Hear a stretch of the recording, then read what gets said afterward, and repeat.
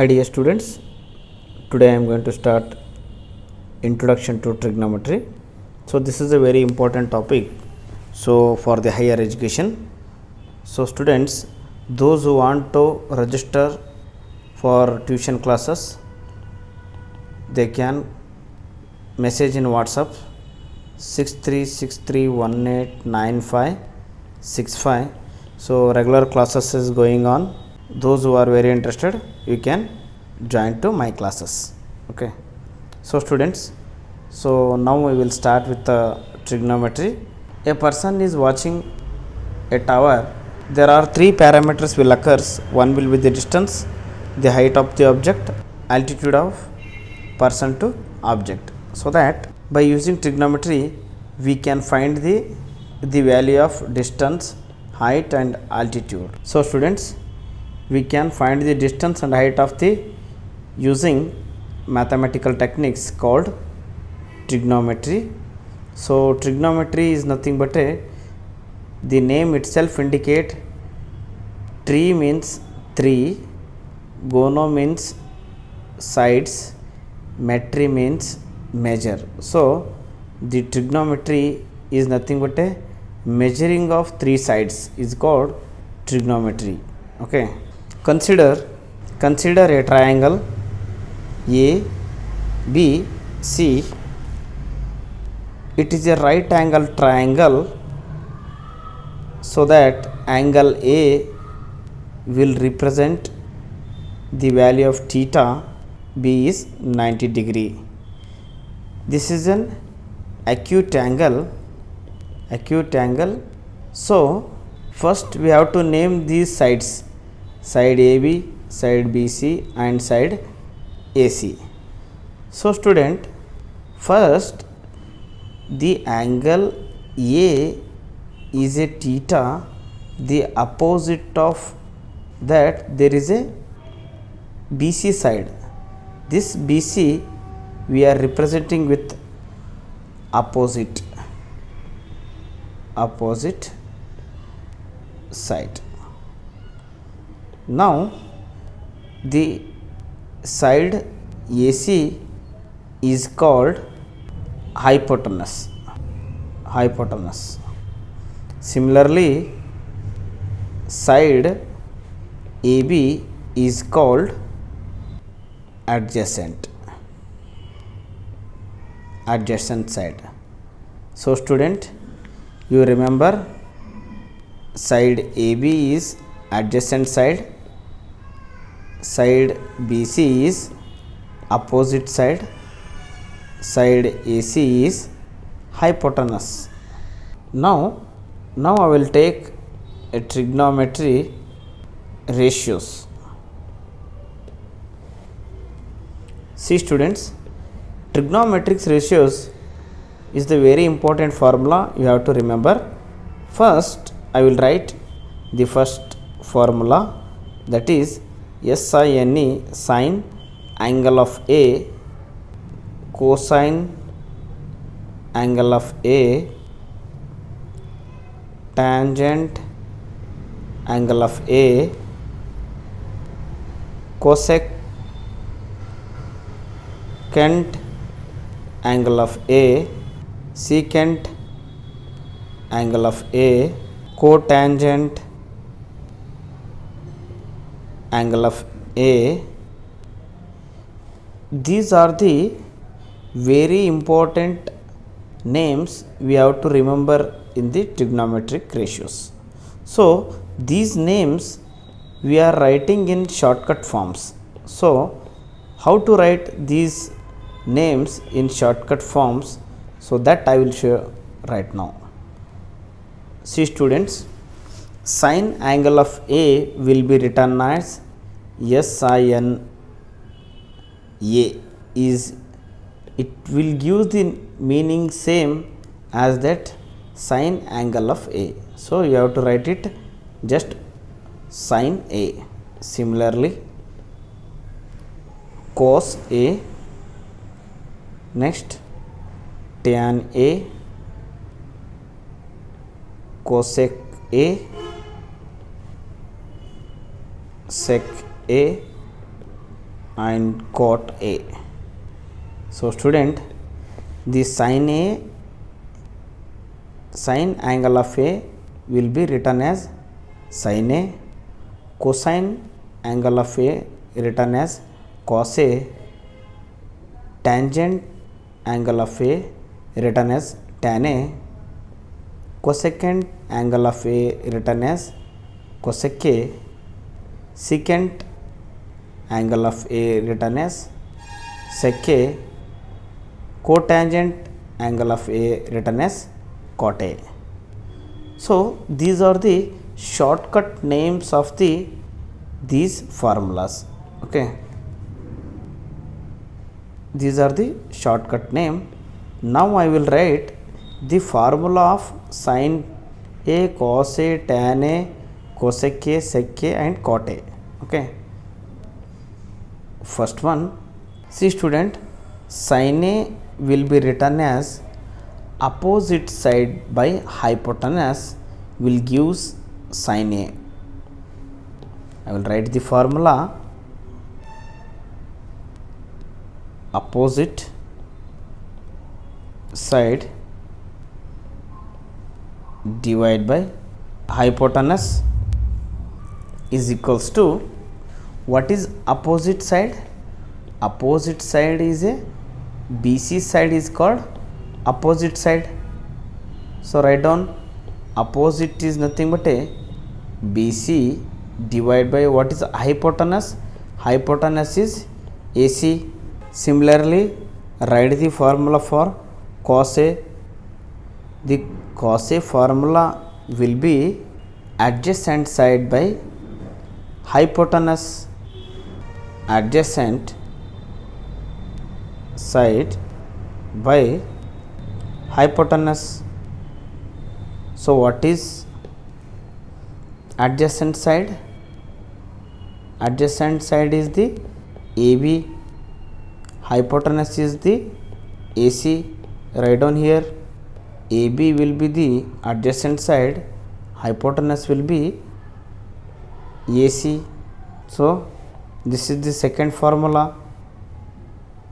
Okay, cos A is equals to adjacent side by hypotenuse is equals to AB by AC.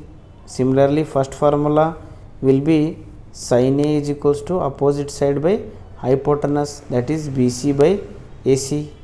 Similarly, write down for the tan A, the formula will be, tan A formula will be opposite side by adjacent side will gives tan A. Okay, opposite side divided by adjacent side is equals to, what is opposite side? Opposite sides will be BC divided by AB. So student, first formula will be sin A is equals to opposite by hypotenuse BC by AC, cos A is equals to adjacent side by hypotenuse AB by AC. Similarly, tan A is equals to opposite by adjacent BC by AB. So you remember these three basic formulas. Similarly, we can write three more formulas in this trigonometry. Dear students, similarly we can write the formula for the cosecant A is nothing but your cosec A, secant A is nothing but your sec A, and cotangent A is called cot A. So now we have to write these formulas, that is trigonometric ratios. So I will write first one, that is, there is a one logic behind this writing these equations comparing with your previous equations like sin, cos, tan. Okay, see students, the sin formula will be opposite by hypotenuse, so that taking the reverse ratio we will get the cosec. Similarly, cos will be the adjacent by hypotenuse, taking the reverse we will get sec. Similarly, tan opposite we will get cot. So now I will write these formulas. Cosec A is formula will be, what is the sin A? Sin A will be the opposite by hypotenuse. Okay, I will take reverse of this ratio, that is hypotenuse divide by opposite, that will becomes your cosec A. What is hypotenuse? Hypotenuse will be AC by opposite will be BC. See students, the sin A will be BC by AC, whereas your cosec is AC by BC. Similarly, we can write it sec A is equals to, what is cos A? Adjoint by hypotenuse. So I will write here hypotenuse divide by adjacent side is equals to, here what is the ratio? AB by AC. Here reverse will be AC by AB. Similarly, write down for the tan, that reverse is cot, that is cot A is equals to, what is the tan? Opposite by adjacent. So reverse will be adjacent side divide by opposite side. This is equals to BC by AB. The reverse will be AB by BC. ನೋಡಿ ಮಕ್ಕಳೇ, ಈ sign opposite ಏನಾಗಿರುತ್ತೆ? Cosec ಆಗಿರುತ್ತೆ. ಕಾಸ್ opposite ಏನಾಗಿರುತ್ತೆ? Sec ಆಗಿರುತ್ತೆ. Tan opposite ಏನಾಗಿದೆ? ಇಲ್ಲಿ ಕಾಟ್ ಆಗಿದೆ. ನೋಡಿ, ಈ ರೀತಿ ನೀವು ಎಕ್ಸಾಮ್ಸ್ನಲ್ಲಿ ನೆನಪಿಡಬೇಕಾದಂಥ ಅಂಶ. ಓಕೆನಾ? So these formulas are very easy. You can by heart these formulas once and you can practice more on these formulas. Okay, so based on these formulas you will get several problems in the examinations. Okay, ಇಲ್ಲಿ ಇನ್ನೊಂದಷ್ಟು formulas ನೋಡೋಣ. ಈ formula ಯಾವ ರೀತಿ ಇರುತ್ತೆ? cosec A is equals to 1 by sin A, sec A is equals to 1 by cos A ಮತ್ತು tan A is equals to 1 by cot A. So ಈ ಒಂದು ಮೂರು ಫಾರ್ಮುಲಾನ ನಾವು ಬೇಸಿಕ್ ಫಾರ್ಮುಲಾ ಅಂತಲೂ ತಗೋಬೋದು. ಅದೇ ರೀತಿ ಇನ್ನೊಂದು ಸ್ಪೆಷಲ್ ಫಾರ್ಮುಲಾ ಬರುತ್ತೆ, ಅದು tan A is equals to sin A divide by cos A. ಓಕೆನಾ? tan A is equals to sin by cosನ ಫಾರ್ಮುಲಾನ ನೆನಪಿಡ್ಬೇಕು ಮಕ್ಕಳೇ. ಓಕೆನಾ? ನೋಡಿ ಮಕ್ಕಳೇ, ಈ ಫಾರ್ಮುಲಾನ ಯಾವ ರೀತಿ ಬರಿಬೋದು ಅದು ಇವಾಗ ನೋಡೋಣ. ನೋಡಿ, ಇದನ್ನು ಯಾವ ರೀತಿ ಬರಿಬೋದು? cot A is equals to 1 by tan A. ಅದೇ ರೀತಿ cos A is equals to 1 by sec A. ಅದೇ ರೀತಿ sin A is equals to 1 by cosec A ಅಂತ ಬರಿಬೋದು. ಓಕೆನಾ? ಸೊ ಈ ಒಂದು ಫಾರ್ಮುಲಾಸ್ಗಳು ಏನಿರುತ್ತೆ ಮಕ್ಕಳೇ, ನೋಡಿ, ಈ ಫಾರ್ಮುಲಾದ ಅಪೋಸಿಟ್ ಅಂದರೆ sin A is equals to 1 ಅನುಪಾತ cos A, cos A is equals to 1 ಅನುಪಾತ sec A, cot A is equals to 1 by tan A ಅಂತ ಬರಿಬೋದು ಮಕ್ಕಳೇ. ಸೊ ಇನ್ನೂ ಕೆಲವೊಂದು ಫಾರ್ಮುಲಾ ನೋಡಬೇಕಂದ್ರೆ, ಸೊ ಇಂಪಾರ್ಟೆಂಟ್ ಆಗಿರುವಂಥ ಫಾರ್ಮುಲಾಸ್ ಬಂದ್ಬಿಟ್ಟು sine square A plus cos square A is equals to 1 ಅಂತ. ನೋಡಿ ಮಕ್ಕಳೇ, ಇದನ್ನು ಯಾವ ರೀತಿ ಬರಿಬೋದು? ಈ ಫಾರ್ಮುಲಾನು ಕೂಡ ನಾವು sine square A is equals to 1 minus cos square A ಅಂತಲೂ ಬರಿಬೋದು. Cos square A is equals to 1 minus sine square A ಅಂತಲೂ ಬರಿಬೋದು ಮಕ್ಕಳೇ. ಓಕೆನಾ? ನೋಡಿ, ಈ ಒಂದು ಫಾರ್ಮುಲಾದಲ್ಲಿ sine square A plus cos square A is equals to 1 ತೊಗೊಂಡಾಗ ನೋಡಿ ಈ ಒಂದು ಇಕ್ವೇಷನ್ ಬರೀಬೇಕಾದ್ರೆ ಏನು ಮಾಡ್ತೀನಿ, ಈ ಸೈನ್ ಸ್ಕ್ವೇರ್ ಇಲ್ಲೇ ಇಟ್ಟು ಈ ಕಾಸ್ ಸ್ಕ್ವೇರ್ನ ಈ ಕಡೆ ತೊಗೊಂಡಾಗ ಏನಾಗುತ್ತೆ ಮೈನಸ್ ಆಗುತ್ತೆ. ಸೊ ಆವಾಗ ಈ ಒಂದು ಫಾರ್ಮುಲಾ ಬರಿಬೋದು. ಅದೇ ರೀತಿ ಈ ಒಂದು ಕಾಸ್ ಸ್ಕ್ವೇರ್ನ ಇಲ್ಲೇ ಇಟ್ಟು ಈ ಸೈನ್ನ ಈ ಕಡೆ ತೊಗೊಂಡೋದ್ರೆ ಏನಾಗುತ್ತೆ ಮಕ್ಕಳೇ, cos square A is equals to 1 minus sine square ಆಗುತ್ತೆ. ಓಕೆನಾ.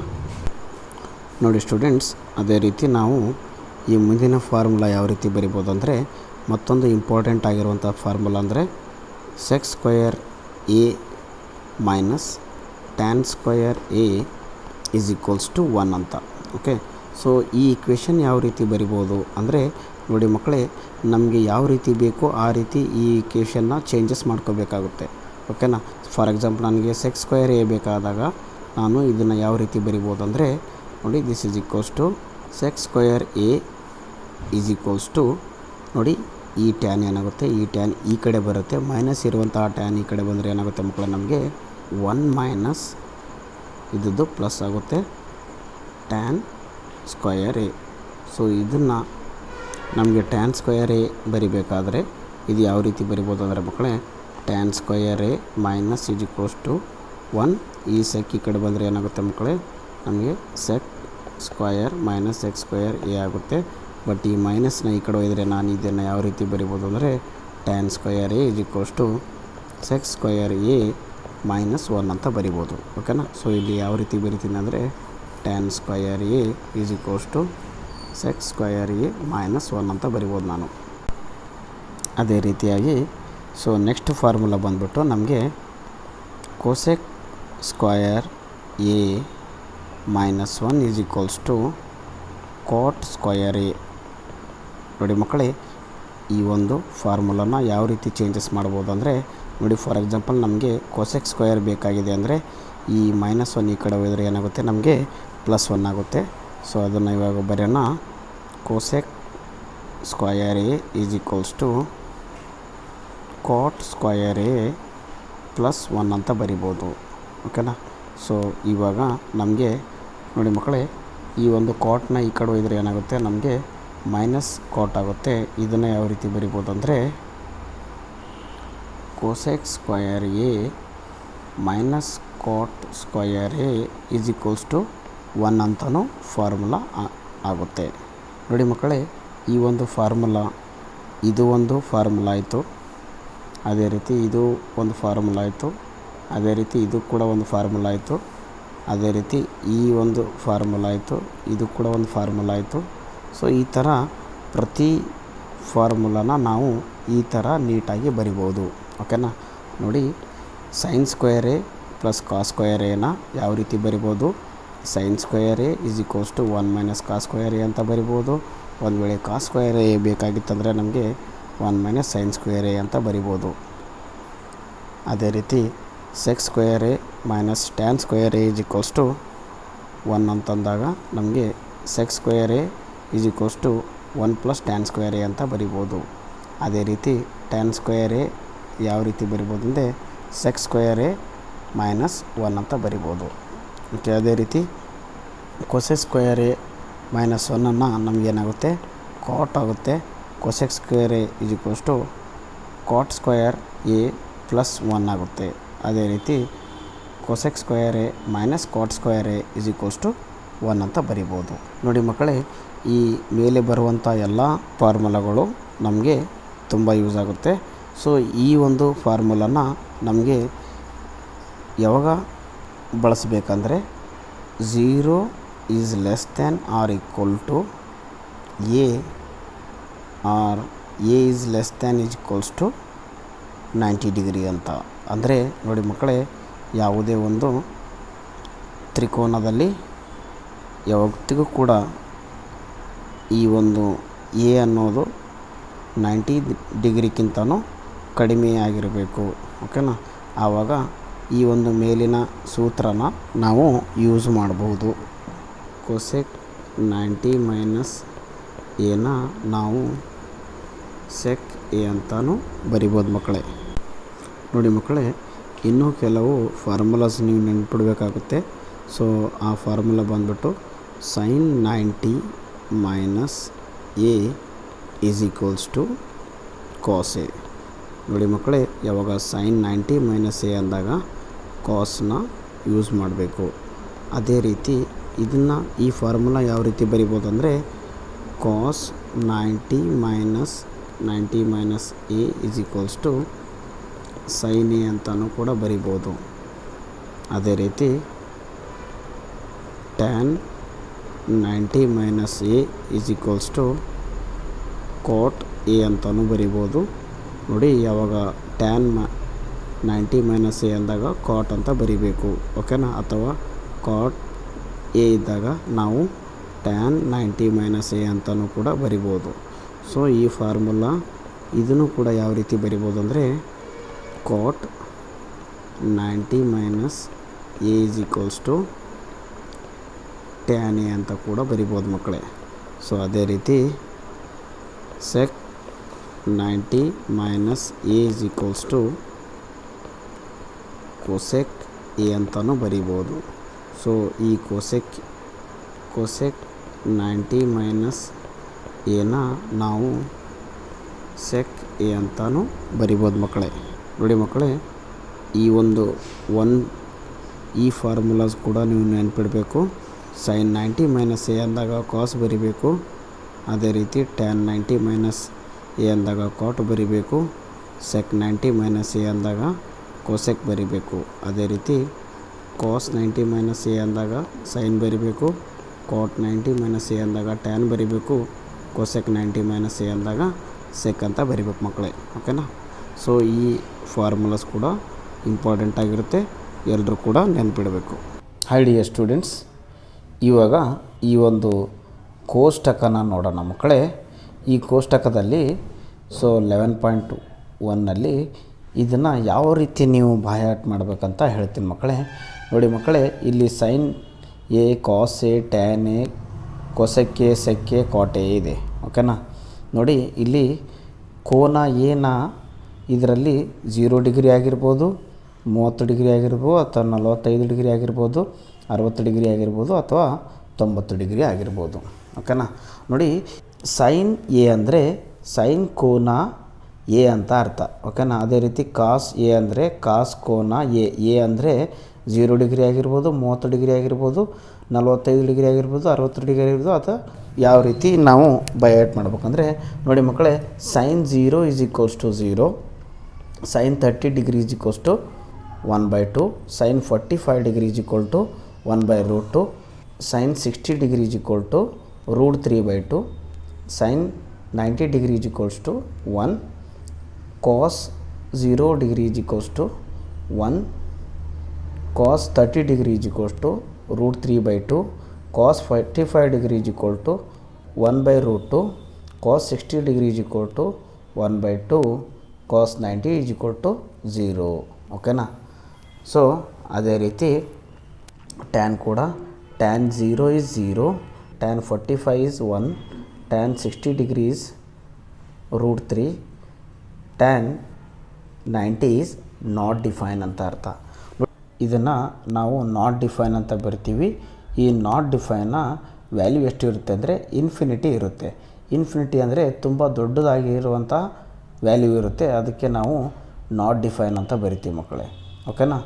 ಸೊ ಅದೇ ರೀತಿಯಾಗಿ ನಮಗೆ ಕೊಸೆಕ್ ಎ ಅಂದರೆ ನಾಟ್ ಡಿಫೈನ್ ಅಂತ ಅರ್ಥ. ಅದೇ ರೀತಿ cosec 30 is 2, cosec 45 is √2, cosec 60 is 2/√3, cosec 90 is 1, ಓಕೆನಾ. ಅದೇ ರೀತಿ cos 0 is 1, cos 30 is 2/√3, cos 45 is √2, cos 60 is 2, cos 90 is not define ಅಂದರೆ ಇನ್ಫಿನಿಟಿ ವ್ಯಾಲ್ಯೂ ಅಂತ, ತುಂಬ ದೊಡ್ಡದಾಗಿದೆ ವ್ಯಾಲ್ಯೂ ಅಂತ ಅರ್ಥ.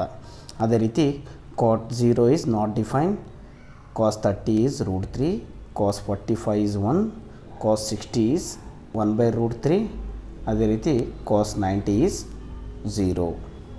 ಸೈನ್ 0 ಆದಾಗ ಕೊಸೆಕ್ ಏನಿರುತ್ತೆ ನಾಟ್ ಡಿಫೈನಿಂಗ್ ಆಗಿರುತ್ತೆ, ಓಕೆನಾ.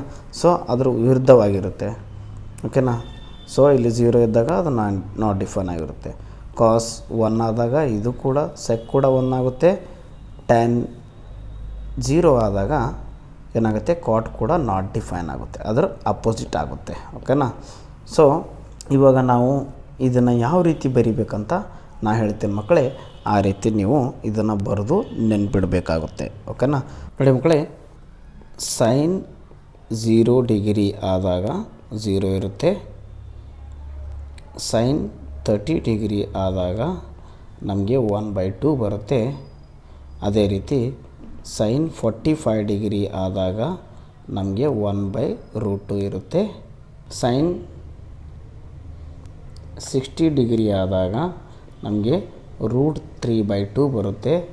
ಸೈನ್ 90 ಡಿಗ್ರಿ ಆದಾಗ ನಮಗೆ 1 ಬರುತ್ತೆ ಮಕ್ಕಳೇ. ಓಕೆನಾ. ಅದೇ ರೀತಿಯಾಗಿ ಕಾಸ್ 0 ಡಿಗ್ರಿ ಎಷ್ಟಾಗಿದೆ, 1 ಆಗಿದೆ. ಕಾಸ್ 30 ಡಿಗ್ರಿ ಎಷ್ಟಾಗಿದೆ ಮಕ್ಕಳೇ, √3/2. ಅದೇ ರೀತಿ ಕಾಸ್ 45 ಡಿಗ್ರಿ ಎಷ್ಟಾಗಿದೆ ಅಂದರೆ 1/√2. ಅದೇ ರೀತಿ ಕಾಸ್ 60 ಡಿಗ್ರಿ ಏನಾಗಿದೆ ಮಕ್ಕಳೇ, ನಮಗೆ 1/2 ಆಗಿದೆ. ಕಾಸ್ 90 ಡಿಗ್ರಿ ಎಷ್ಟಾಗಿದೆ, 0 ಆಗಿದೆ. ಓಕೆನಾ. ಸೊ ಅದೇ ರೀತಿ ನಾವು ಟ್ಯಾನ್ ಕೂಡ ಬರೆಯೋಣ. Tan 0 degree is equals to 0. Tan 30 degree is equals to 1/√3.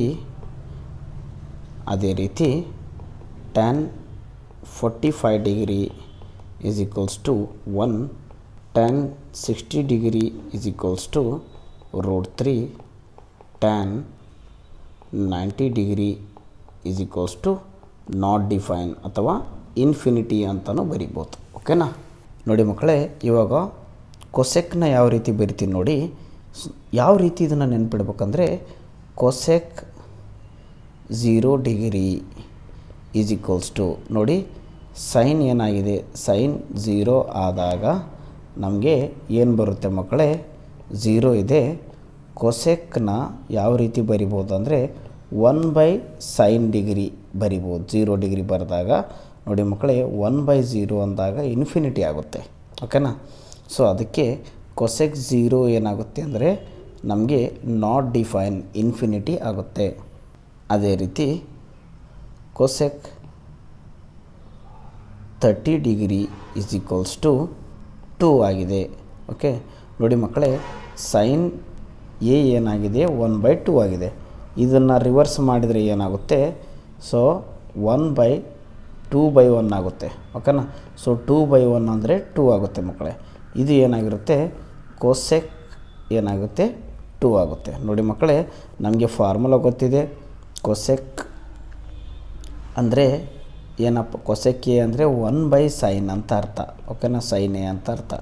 Okay.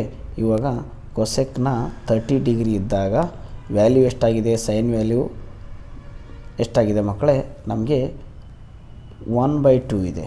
ಓಕೆನಾ. ನೋಡಿ ಇದು ಮೇಲೆ ಹೋದರೆ ಏನಾಗುತ್ತೆ, ನಮಗೆ 2/1 ಆಗುತ್ತೆ. ಸೊ ಇದು ವ್ಯಾಲ್ಯೂ ಏನಾಗುತ್ತೆ ಮಕ್ಕಳೇ, 2 ಆಗುತ್ತೆ. Cosec 30 degree is equals to 2 ಅಂತ ಅರ್ಥ. ಅದೇ ರೀತಿ cosec 45 degree is equals to √2. ನೋಡಿ ಸೈನ್ ಏನಾಗಿದೆ, 1/√2 ಇದೆ. ಇದು ರಿವರ್ಸ್ ಆದರೆ ನಮಗೇನಾಗುತ್ತೆ, √2/1 ಆಗುತ್ತೆ ಮಕ್ಕಳೇ. ಇದರ ಅರ್ಥ 2 ಅಂತ ಅರ್ಥ. ಇದನ್ನು ನಾವು ಕೊಸೆಕ್ ಅಂತಲೂ ನಾವು ರಿಪ್ರೆಸೆಂಟ್ ಮಾಡ್ಬೋದು. ಅದೇ ರೀತಿ ಕೊಸೆಕ್ 60 ಡಿಗ್ರಿ ಏನಾಗಿದೆ, ನಮಗೆ 2√3. ಓಕೆ. ನೋಡಿ ಮಕ್ಕಳೇ, ನಮಗೆ ಸೈನ್ ಏನಾಗಿದೆ, 60 ಡಿಗ್ರಿ √3/2 ಆಗಿದೆ. ಓಕೆನಾ. ಸೊ ಆವಾಗ ಕೊಸೆಕ್ ಏನಾಗುತ್ತೆ, 2/√3 ಆಗುತ್ತೆ. ನೋಡಿ ಸೈನ್ ಏನಾಗಿದೆಯಲ್ಲ ಅದರ ವಿರುದ್ಧದಲ್ಲಿ ಏನಿರುತ್ತೆ, ರಿವರ್ಸ್ ಮಾಡಿದರೆ ನಮಗೆ 2/√3 ಬರುತ್ತೆ. ಓಕೆನಾ. ಅದೇ ರೀತಿ ಕೊಸೆಕ್ 90 ಡಿಗ್ರಿ ಏನಾಗುತ್ತೆ ಮಕ್ಕಳೇ, ನಮಗೆ 1 ಆಗುತ್ತೆ. ಓಕೆನಾ.